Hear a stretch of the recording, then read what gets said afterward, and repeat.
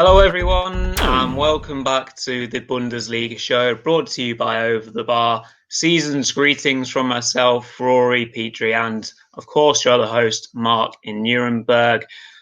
Season's greetings in what is probably a very hard time for one and all, so our thoughts go out to everyone in this particularly tough time of year. Thank God we've got football still to keep us going. The Bundesliga, of course, always produces the goods, so that's what we'll be going through over the next half an hour or so.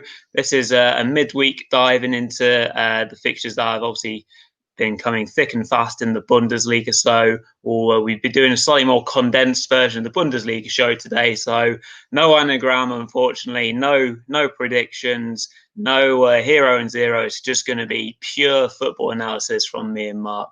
So straight over then to Mark, who's going to introduce our featured four. So the four main games that we'll be going through on this show. Yeah, so let's just have a quick look at the results as well from the midweek games as well. As you can see at the bottom of your screen as usual. So we had the games. This was the week 12 of fixtures actually, and obviously it was split over the Tuesday and Wednesday of this week. So we had on Tuesday night we had a thriller between Frankfurt and Gladbach, 3-3. We had on the other side of the coin, we had a bore draw between Hertha Berlin and Mainz, which finished 0-0. Then we had another entertaining score draw between Stuttgart and Union, which finished 2-2. Then Dortmund got a rare win nowadays, 2-1 away in Werder Bremen. Then we had on Wednesday we had another defeat for Schalke. It's just becoming a weekly thing, isn't it? Every week this time we have to announce another Schalke defeat, and it was this time against improving Freiburg, a 2-0 comfortable 2-0 win there for Freiburg. Then we have maybe one of the most one-sided games of the season that I've seen. I mean, 4-0 to Leverkusen. It could have been 14. To be honest with you there. And then we had a good win for Augsburg away in Bielefeld, a late winner there. Then we had perhaps a fortunate, in my eyes, 2-1 win for Bayern against Wolfsburg, ending Wolfsburg's 11-match unbeaten run. Then we had a very good 1-0 win for Leipzig in Hoffenheim with a pretty relatively late goal there as well. So that's your scores on the doors for this week. So let's go straight over to OTB's featured for the week 12 midweek fixtures that took place this week. So where better place to start than the first game of this set of fixtures, the early kickoff on the Tuesday, which was a fantastic 3-3 draw between Frankfurt and Gladbach, with Gladbach scoring twice in the 90th minute to snatch a famous draw, really. I'm not sure whether the Gladbach fans would agree that it's a famous draw, but still, given the circumstances. Remember, guys, as well, we actually, myself and Rory, we did a preview as well of this fixture over on JJD TV, which with the host Josh.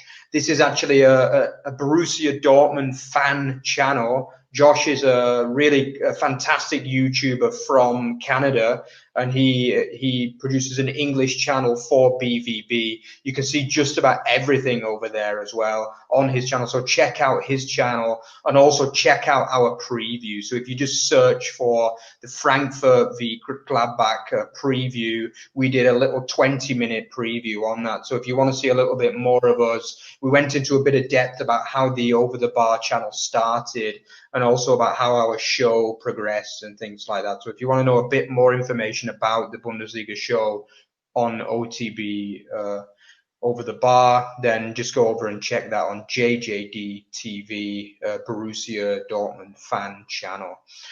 Okay, so yeah, let's get on with the analysis of this game. I mean, it was a fantastic game, but I think, to be honest, my dying impression of this game was how did Frankfurt not get the W there? Because, I mean, they dominated pretty much the whole game, didn't they, Rory? Yeah, it was a brilliant game. And yeah, absolutely, from Frankfurt point of view, they'll be absolutely devastated not to have got that big win. At the moment, they just can't seem to convert, can they? And they're becoming serial drawers in the Bundesliga, throwing away lots of important points. So yeah, that's a real a real kind of negative on obviously what was an exceptionally exciting game. Obviously, we previewed this game in depth with Josh on the channel, and we both kind of went different directions with our thinking. I was thinking that Gladbach would start to kind of turn it on a little bit now that they've got the Champions League done and dusted, and they can just concentrate on the Bundesliga. And then obviously, Mark, you thought it would go the other way with Frankfurt, and it looked like your prediction was about to come in until Stindl decided to turn up and save the day. So yeah, he's rescued his team, a fantastic hat trick. Obviously, his free kick for the first goal to give Gladbach the lead, that would have felt like a long time ago in that game. It was a really nice free kick, really bent round the wall. It was a really fantastic strike, and things were looking on the up there. And then Frankfurt came steaming back with some good goals. Obviously, Andre Silva in the goals again. He's looking imperious for Frankfurt. It's just a shame that these goals aren't quite helping them win games. But fair play to Gladbach. They never gave up. They always believe they're in the contest and they can score goals at will, seemingly. And so Stindl again was there to save the day right at the death. It's a hard game to kind of dissect because there's so much going on. Certainly, it's not one that maybe the defensive coaches will want to watch again. A bit squeamish rather. It was a really exciting game. We had really good fun previewing it, and it's a brilliant one that we started with that to end 3-3. So it's a great advert for the Bundesliga. Goals. It was really enjoyable. Yeah, I think for me, probably the man of the match for Frankfurt was Aymen Barkok. I mean, obviously, he got the assist with the through ball for Silva's goal from open play, which was the second goal. Yeah. And then, obviously, some really nice footwork as well. I mean, it looked like he was going for a merry dance there, and then he just smashed it the corner, you know. I mean, I really enjoyed that goal, to be honest. And I was celebrating because obviously I was the only one who tipped Frankfurt as well to win that game. And I thought, you know, it was another nice little tip from me. But then, of course, as usual, when I make a tip, it all goes wrong after a while. And I think, to be honest, I mean, Mr. David Abraham is not going to be a popular man with Frankfurt after that, because he got when you're 3-1 up, you don't need to be making challenges like that, do you? And then obviously giving away a penalty, which was clumsy. I mean, I think it was Mbolo. He was turning away from goal as well, and then he just got hacked down in the area. It's just, to be honest, I think all those last two goals could both have been easily avoided by Frankfurt. And then obviously the equaliser from Stindl was great, kind of persistence from him. But I mean, he had two bites at the cherry, didn't he? I mean, where were the Frankfurt defence? It's just, it just seems as though Frankfurt, they just want to draw every game, doesn't it? So it's like, in the end, Gladbach got a good result, but I think it's one of those results in the end, neither team will be overly happy with that. Yeah. I mean, when we were talking a little bit in the preview with Josh, I was alluding to a little bit how this was probably the last thing that Gladbach wanted was another midweek game after getting themselves through the Champions League. They'd probably be like, oh, fantastic, have a bit of a rest. Now we can go in the Bundesliga. But obviously they've had this midweek game, which is, you know, kind of come in the way of that. And obviously against a really decent Frankfurt team. We're obviously not doing a hero and zero of the week this week, but yeah, I think Abraham would probably be our zero of the week if we were choosing, because red cards change games at the end of the day, and it's come back to haunt them in a big way. So it certainly seems that obviously red cards in general do change games. I certainly noticed that with the Bundesliga, that teams that go down to 10 men always really, really struggle. Like sometimes it galvanizes teams, but certainly we've seen it in the last few weeks where a team has lost a man to a red card. The other team have gone, as you would expect, gone on to completely dominate the game, but it really kills your team. So even that late on, getting a red, really, really, really stupid thing to do, I'm afraid. So it's cost them dearly. Absolutely, yeah. So let's move on to another entertaining score draw. We seem to have been saying that a lot this season, don't we? There's been a lot of really entertaining score draws this year in the Bundesliga, and this was another one between Stuttgart and Union. I think I had this billed down as the kind of game of the week, the midweek, really. I was really looking forward to this, and it didn't disappoint at all. I mean, it was a really entertaining game, this one. like assist master Trimmel as well, getting another assist. I think he's actually been in 2020 the second highest assist maker, the fullback from Union Berlin after Kingsley Coman. Like you just can't believe it, really, can you? I mean, he's just been an absolute assist machine. Like we've said before that Union, they love a headed goal, you know, and I mean this was just two headed goals again in this game. I mean, the only kind of regret you'd have from another good performance really from Union is you probably should have been able to see the game out. Like, even though Stuttgart completely dominated the second half, you know, I mean, it was just chance after chance from them in between. Obviously, the second headed goal from the Liverpool loanee, Taiwo Awoniyi, with another header on the break. But I mean, other than that, it was just all Stuttgart in that second half, wasn't it? It's really entertaining game, Rory. What did you make of that one? Yeah, I mean, as you mentioned, this was a game between two teams that we've really enjoyed watching so far in the Bundesliga. Two potential surprise packages. We've seen Stuttgart going at every team that they've played so far with their young squad and their kind of high pressing, high energy game. So they're always entertaining to watch, and they always seem to be able to dig themselves out of holes that they either get into or something like that. So it wasn't a surprise that it was a good game. And on the other hand of it, Union, another surprise package. I know you very early on, Mark, were saying how you expected them to do well, and that's come to pass because they're really performing on the higher stage in the Bundesliga, and now that they seem to obviously have a certain style that they're working towards. As we've mentioned, they've scored a couple of goals again from set pieces, but if you've got something that works against teams, then you repeat, rinse and repeat, so to speak. Like, you keep on using it against teams until you get found out and you have to maybe alter your game plan again. But as you mentioned, Trimmel from set pieces is absolutely deadly. He's got a fantastic whip on him. And then they're obviously well drilled. They know what they're doing in the box, and they get chances, and as a result, they're scoring lots of goals. But yeah, as you mentioned, I think they'll look at that and think, oh, well, yeah, 5 minutes to go. Obviously, they get the second goal with about 10 minutes ish to go. So you've got to see a game out, really, haven't you? I mean, that's maybe inexperience, perhaps, from an Union point of view. And from the Stuttgart point of view, they just don't know when they're beat. They just go and go and go and go. It's really refreshing to watch, actually. And yeah, the obviously the kind of the double scorer at the end, Kalahadzic, if we're pronouncing that right, has obviously come up and been the hero this week. And me and Mark have been chatting sometimes off screen and said that there's often a new hero for Stuttgart every match week. There's always someone who seems to kind of to step up, and that's really good for a new team, because it shows that they're not, say, overly reliant on Castro or Gonzalez. All the players are really stepping up and enjoying the new level of football, which obviously is Bundesliga football. So, yeah, really good game of football. I expect both of them to keep on doing what they're doing, and hopefully they can both be involved in a European a European spot kind of race for the top 6, 7, that sort of thing. So yeah, it'd be really interesting to watch how these two teams get on for the rest of the season.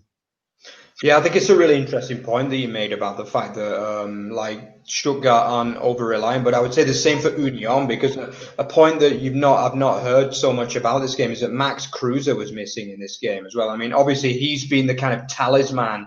I mean, he's been outstanding this season. I think I actually tipped him up in the pre-season that he was a good signing on a free, but I didn't expect him to do what he has done. And I mean, obviously to get 2 goals and I mean, a good performance overall until the last 5-10 minutes. Like, I mean, it proves that they can perform even without their kind of best player. And the same with Stuttgart. We saw in the last match day with hammering Dortmund without Castro and Gonzalez, who were both back for this game, by the way. But I mean, it's just, these two teams are just like a real refreshing outlook on the Bundesliga. Two teams that are really on a shoestring budget, to be honest with you. They're not rich clubs. And I think it's really great to see them play good and entertaining football and get results as well. So we'll have to see where the season takes both of those clubs, really. Okay, let's move on to the next game. And this was kind of build up to be like the big game of this midweek. And this was a 1-0 win for Leipzig away in Hoffenheim. I mean, it wasn't a great game at all, and probably Hoffenheim would consider themselves very unlucky to lose this.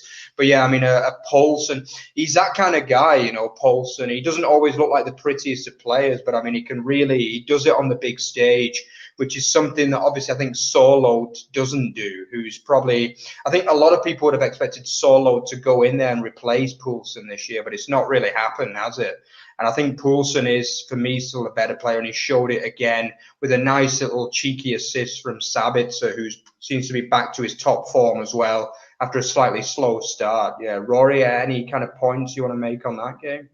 Yeah, I think we have to acknowledge that Hoffenheim probably were unlucky not to have got something out of this game. But as we've talked about Leipzig being a contender for the league title, and we've always kind of mentioned last season where they're potentially games where they would have drawn, and then obviously they've come out the right result this end, and it's just that little bit extra bit of quality. And as you mentioned, it's a nice move, and it started from a new signing of theirs this season, as per usual, Angelino, who puts in the ball to Sabitzer, who then nods it down, and then Poulsen then volleys in. It's a really, really nice move, and that ultimately that little bit of quality is the difference in a really tight game. So I think that is something that RB were maybe missing last season, and we thought potentially that obviously with the loss of Werner, they'd probably struggle more so in these games. But at the moment, they're doing enough to get the narrow wins. Obviously, Hoffenheim had a very, very good headed chance in the first half, a ball into the back stick that really should have been put away, and then a few more chances as well. It's just not quite falling for Hoffenheim. Obviously, they've got other distractions in terms of the Europa League, and that's great that that's going well for them. So they've got that as a positive. Obviously they want to make sure that they don't start to get sucked into a bit of a relegation battle. So they'll obviously want to bounce back. But in terms of this result, obviously it's not a good result, but the performance, I say, would be much, much improved from what I've seen from them in the last couple of weeks, actually. So I do expect them to hopefully bounce back in due course and get themselves further up the league, because at the moment they're not looking like they're going to be challenging for any European spot right now. They just need to get themselves a bit more of a balanced setup and kind of look a bit more comfortable playing in the Bundesliga. So obviously with the Christmas break coming up, they'll have a bit of a rest as well, as they've probably been struggling with the Thursday, Sunday. So obviously we'll have to see how they go in the new year. But yeah, I think ultimately they would have been disappointed not to have got at least a point from this game. Yeah, I think obviously the other big talking point is it was Julian Nagelsmann going back to the club where he made his name as well. Obviously, I think he was like 28 when he took the job there. He was like the youngest coach in the whole of football, I think. So yeah, it was. I mean, obviously he's gone on to be probably most people would say one of the top coaches in Europe nowadays. I mean, it's. And as you say, he's definitely installed a new sense of belief into this Leipzig team that they probably didn't have in the past. And I think they are starting to show that they can win these games where they don't necessarily play the best. And I mean, if you're going to win titles, it's absolutely massive. You know, you have to have that, I would say. I mean, it's no use winning 5-0, 5-0, 5-0, then losing 2 games 1-0 when you dominate, you know. I mean, it's just, You've got to keep finding a way to win every game, really, if you're going to win titles, you know. Yeah. Okay, so let's move on to the final featured game of this weekend, which was a really, really dominant performance from top of the table Leverkusen. I mean, this was just an absolute destruction, wasn't it? I mean, Diaby was just outstanding in this game, wasn't he? He's been like one of the real shining lights of for me this season. And obviously Leon Bailey as well. And then obviously Florian Wirtz, who seems to be the new kind of hit on the block really for Leverkusen, doesn't he? It seems they have an amazing academy at Leverkusen. It just seems like every year they have 1 or 2 like real quality young players coming through at that club. And it's great to see them playing such good football. But I mean, obviously, actually, this is a derby as well. Like Leverkusen is like a suburb of Cologne, so yeah, it's pretty much it's quite a big derby. And I mean, I know there's a big rivalry between the clubs because Cologne are more the historic club, and they consider Leverkusen to be like a money club, really, obviously backed by Bayer, which is one of the big pharmaceutical companies in the world, really, nowadays. So yeah. But I mean, yeah, really fantastic performance from Leverkusen there, Rory. Yeah, they're just really hitting their stride right now, Leverkusen. They're playing with a lot of pace going forward, and teams are really struggling to deal with that. I think from the Cologne point of view, is probably just the wrong time to play Leverkusen, especially just after starting to get a bit more of a structure at the club Cologne. They're just starting to get a few gritty results, which are starting to push them in the right direction. But I think it's one of those where you're playing an informed side, they get 2 early goals, and it's probably damage limitation from that point. And then they obviously Leverkusen then got their their third and fourth goals quite quickly after the second half started again. So it could well have been more than 4.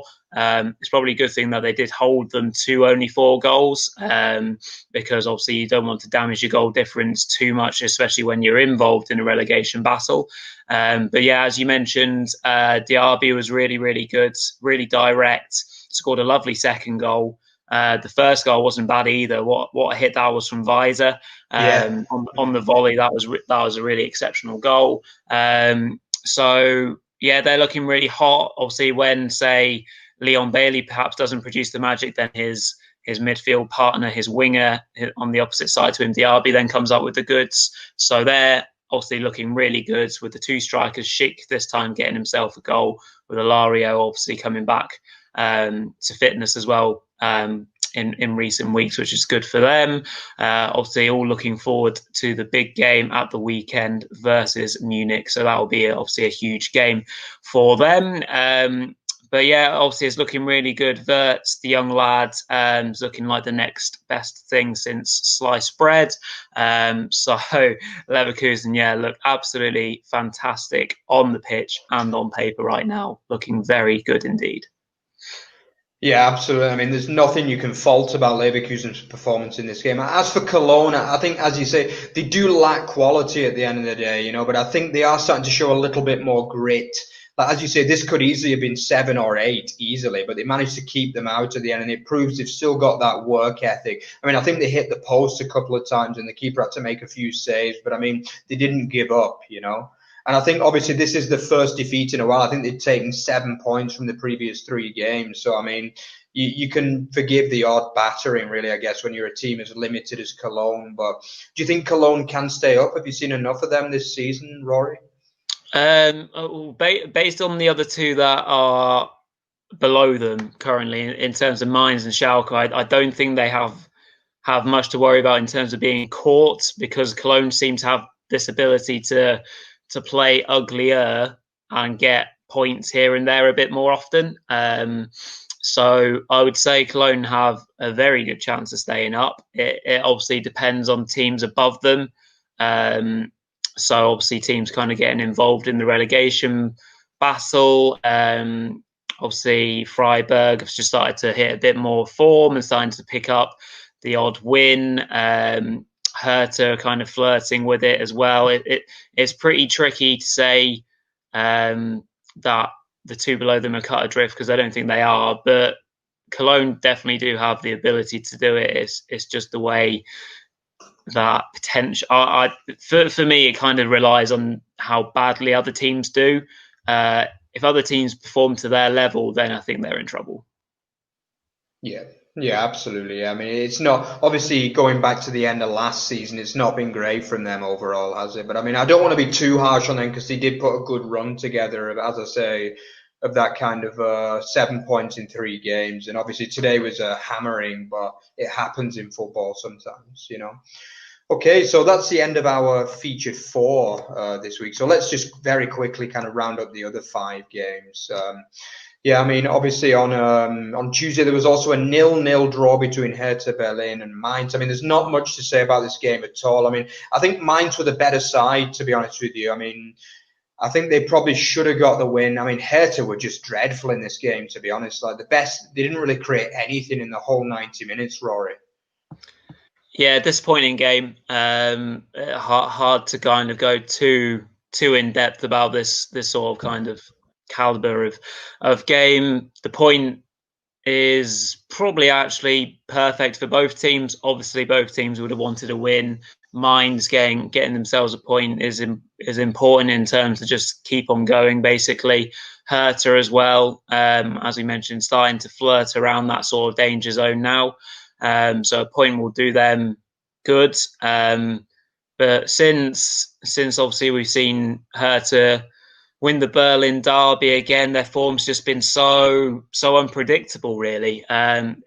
It's almost like being a Man United fan in one context. You often don't know what you're going to get from them, which is a tricky thing to be involved with as a fan. But yeah, I mean, 0-0, point apiece, kind of move on, I guess, and probably less said about the game, the better in this instance. Yeah, I couldn't agree more there, to be honest with you.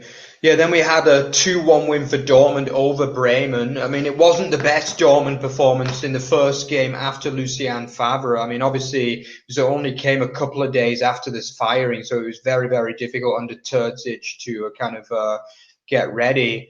But I mean, yeah, it was a win, which is important against faltering Werder Bremen now. But I mean, it was, the point that sticks out for me is it was just ridiculous from Pavlenka upending Akanji there in the area. I mean, again, he was turning away from goal. He's a centre back that's probably not going to pick out his man, you know. Yep. And it was just an absolute. I mean, he knew the second he touched the back of his leg, he knew what he'd done, didn't he?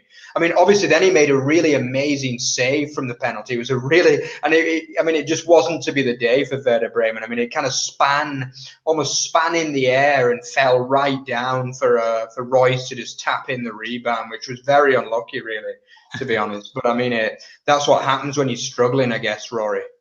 Yeah, I think the footballing gods were on Marco Reus's side there as he sees his penalty saved, and then it's put on a plate for him to tap home to get the winner in the end.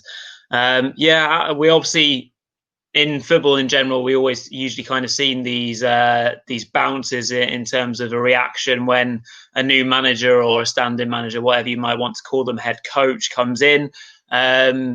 It kind of came for Dortmund, but it kind of didn't at the same time. Obviously, they got themselves ahead via Guerrero's goal. Again, bit of a goal-mouth scramble, and he's managed to kind of flick it home in the end to make it 1-0. And then Werder, they kind of got themselves back into it with a nice strike actually from the edge of the area from Machwold, I think is Mervald, yeah. Yes, indeed, my pronunciation lacking somewhat there.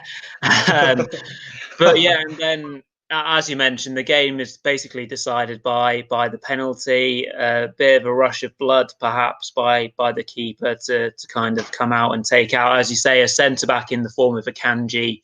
He's not the danger, really. It's everyone else who's around him. So yeah, just stand off and let the centre back make a decision in the box, because more often than not, they're going to make the wrong decision because they're centre backs.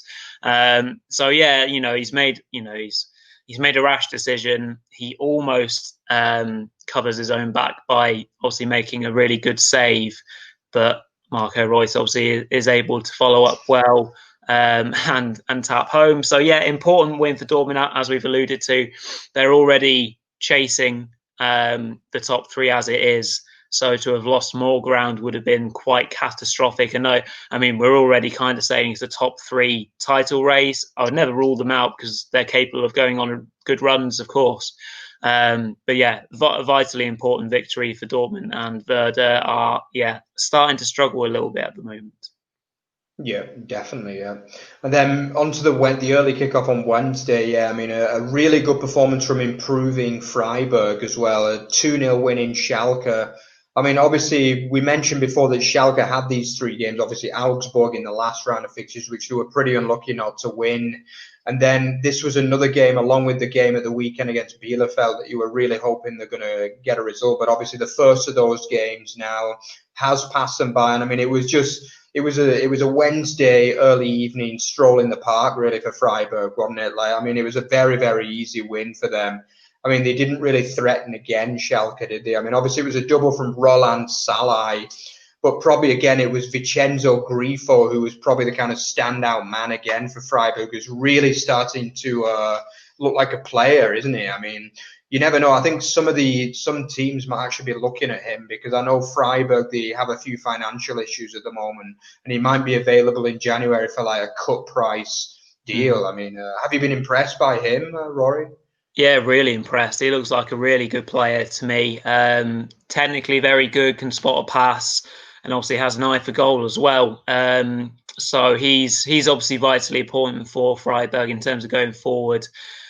To keep them in the division, I mean, it's a toss-up really, isn't it? I guess if you're on the board of directors at the club Freiburg and you're given the choice between you get a good deal on the table potentially for Grifo or one of your better players in January, and as you've alluded to, if they're struggling a little bit financially, do they say we'll take the money and hope we'll stay up, or do they say we need Grifo, full stop, he is essential to us, we can't afford to let him go because we'll get relegated if we let him go potentially.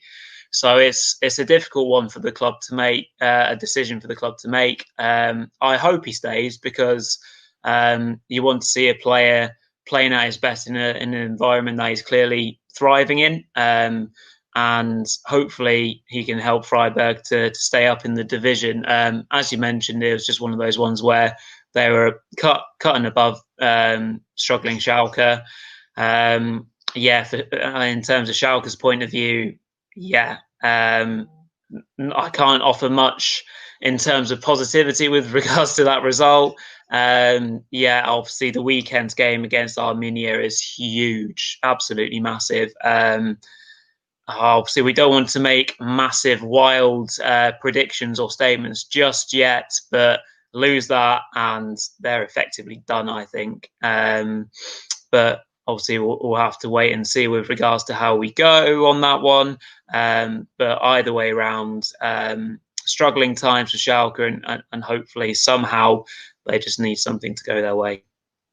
Yeah, absolutely. And then, obviously a kind of another win for Augsburg. Their season continues to rumble along in mid-table. I mean, a lot of people would have tipped them to be relegated this year, or at least to be near the bottom. But another 1-0. I mean, it wasn't pretty. They're not the prettiest side in the world, Augsburg, are they? But I mean, it was a good win. This was. I mean, just to keep them going, And I mean, Bielefeld again. I think Bielefeld, they had chances. And I mean, Fabian, I think the key in this game all happened in the last 10 minutes. I mean, Fabian Klos, who was kind of their big, I think he got like 22, 23 goals last season in the promotion season. I mean, that was just a sitter, really, which would have put them 1-0 ahead after like 84 minutes. And then 1 minute later, they get the kind of deflected winner, don't they? I mean, it's just a way. It is incredible. It seems it doesn't matter what country or what league it is. The teams at the bottom just seem to get no luck at all, do they? It's just Well, what would your analysis be on that one, Rory? Brush yourselves down and go again, because you're going to be involved in a massive one at the weekend. Obviously, the thing is, when you're involved in relegation battle, the key thing is, and often you hear managers saying it, is that you can't feel sorry for yourselves. So naturally, they'll be gutted that they didn't manage to get themselves a point or indeed the win. But games come so thick and fast, especially in a season like this, in a campaign that we've no idea what's happening. That we're seeing odd results a lot because of the schedule and things like that. So you never know when your chance might come around again. So you just got to dust yourselves down and go again. A chance might fall to Klos down in the next game against Schalke, and can he take that and help his side get an important win? So you just got to keep going. If you're Arminia, good win for Augsburg, keeps them going, as you mentioned, in the league, and keeps them topping up in terms of points. Kind of just move on, basically, if you're Arminia, in my opinion. Yeah, I think the fact that like Bielefeld came into the season with such low expectations, I mean, I would compare Bielefeld's plight to Paderborn last season. I mean, they got promoted against expectation. And I mean, it was just this year was always just going to be like a kind of a hit and hope, really, wasn't it? So I think they did expect to lose a lot of football matches. And I mean, they are still only third from bottom. So if the season finished tomorrow, they go into a relegation playoff. Yeah. And I mean, they would have a chance of beating a side from the second division over 2 legs. So I mean, it's certainly not time to worry for them. Yeah, I mean, there's still, in fact, if anything, they're overachieving despite only having 7 points on the board. So, I mean, it's certainly not time to worry for them. Then, yeah, moving on to the final game. I think it must be the first time this has happened. But, yeah, we'll discuss Bayern Munich as the last game. Yeah, I mean, obviously a 2-1 win over Wolfsburg, defeat ending Wolfsburg's 11-match impressive run. But, I mean, for me, this was one of Wolfsburg's best performances of the season. I mean, they were just cursed, really. Manuel Neuer was just in seriously good form, wasn't he? I mean, they could have gone 2-0. Obviously, they got the goal to go ahead. They had a couple of chances to go 2 up. And then it's just that man, isn't it? It's just Lewandowski. He just doesn't stop scoring, does he? I mean, it's just, for me, it's frustrating because I really, really want to see another team win the Bundesliga. But I just get the feeling with that man, Lewandowski, in the team, like, I just can't see it happening, to be honest, because he's just a goal machine, isn't he, Rory? He is, yeah. I remember you saying to me, again, off air a few times, like it's almost like playing a game with the cheat mode, which I think sums him up quite well. Obviously, I mean, yeah, best player in the world, quite, obviously because of the award say so. He is just relentless, as you mentioned. This Wolfsburg played really well. They'll be devastated by losing that game. It's just the fine margins, obviously. Like we've already mentioned, when you're at the bottom, they seem to go against you. When you're at the top, you just find ways to win. Playing bad, playing ugly, whatever it is, this Bayern team just seem to find a way somehow to win. Obviously, I mean, Lewandowski gets the goal just before half time to make it 1-1, which they're making a habit of at the moment. Obviously, we mentioned that when they played Dortmund, they got that equaliser just before half time, and it's a killer mentally for teams as well. If you can get into half time leading against Bayern, I think it's a massive thing. But often Bayern get goals late in the first half, and obviously the cross from Koeman was irresistible. Yeah. Like, if you can't score from that, anyone could have, I think, even me. So that's a great header put in, and then his finisher for the second goal is clinical, cuts back, puts the defender on his arse, and then obviously smashes it home to make it 2-1, and that's the difference. So it was a really good game. It's not last on our show because it was a bad game, because we were just trying to concentrate on covering all teams over these next 2 shows that we're going to be doing very quickly. But yeah, the Bayern machine goes rolling on. Yeah, I think it's just classic Bayern, really, in many ways, isn't it? I mean, Wolfsburg couldn't have done that much more, really, could they? Because, as you say, both goals were quality. Like, Kingsley, come on, he's become, for me, after Lewandowski, probably the best player for Bayern now. I mean, he's probably gone ahead of, he's had a much better season than Gnabry this year, I think. I mean, he's just been amazing, hasn't he? Like, every game, and it seems to be the same move as well, like kind of cross to the back post. He just gets goal, like, he gets assist after assist for Lewandowski, and that kind of, I mean, it's just like, I don't know, it reminds me of the days when Robben used to cut in every single game, and it's just, but no teams can defend against it, and it just works time after time. Yeah. But yeah, I mean, it's a good win for them. It's a really big win, to be honest, because it ends the unbeaten run of Wolfsburg. But yeah, Wolfsburg, nothing to worry about for them. They seem to be getting better and better. Obviously, they're going to have to bounce back from that result with the first defeat, but I'm confident that they've got a lot of quality in that side. Guys like Schaefer, Maximilian Arnold are really starting to come into form now after a slow start. But yeah. Okay, so that pretty much rounds up our slightly shorter show this week for the midweek week 12 match day fixtures. So again, just let me remind you guys, if you want to check out anything more about Over the Bar, you can check out our Twitter feed, which is @OverTheBarFB. We've got everything related to football on there. And obviously as well, make sure you check out our website, otbfootball.net.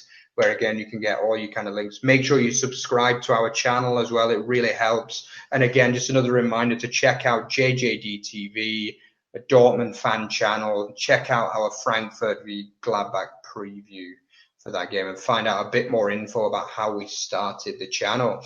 So yeah, so that's it for this show, but we'll soon be back for week 13 as well. So look out for that, and yeah, auf Wiedersehen. Till next time.